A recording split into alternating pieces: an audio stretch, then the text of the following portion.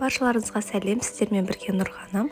Бүгін үй жағдайында өте оңай жасалатын, 3 заттан тұратын сыр жасап үйренеміз.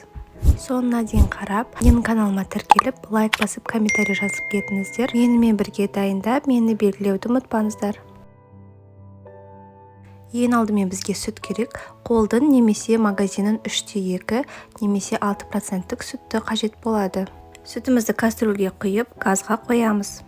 Үстіне 1 ас қасық тұз салып, жақсылап барлығын араластырып шығамыз. Қолдың сүтін пайдалансаңыздар, сырларыңыз көп мөлшерде шығады, себебі оның майлылығы көп болады.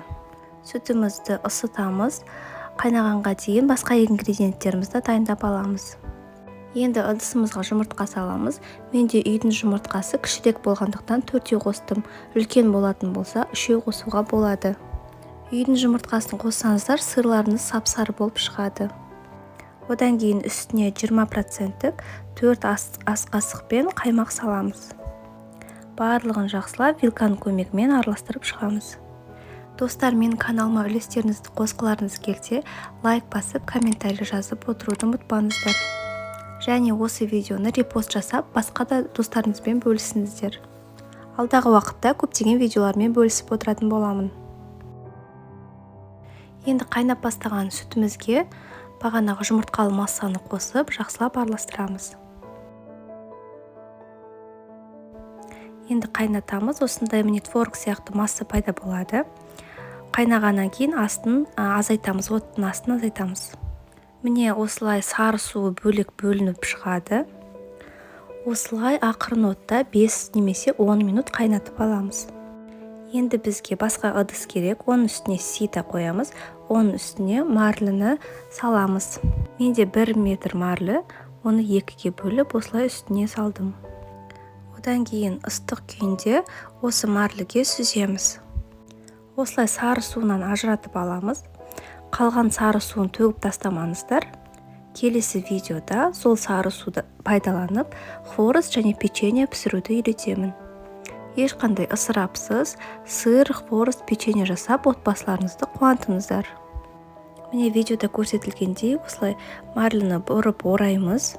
Одан кейін қасықтың көмегімен осылай басып, сары суын тағы шығарып жібереміз.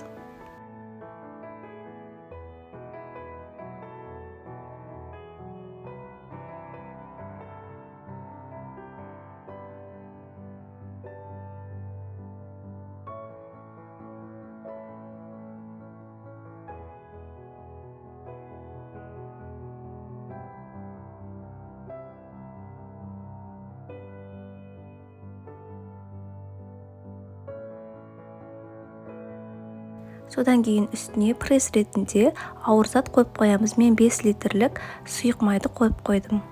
Осылай 5-6 сағатқа немесе 1 түнге қалдырып қойсаңыздар болады.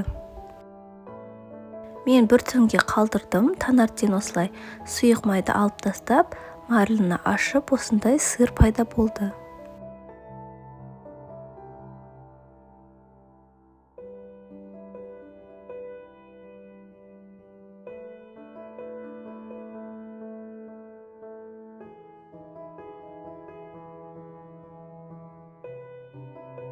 Үйдің жұмыртқасынан жасағандықтан осындай сап-сары болып шығады.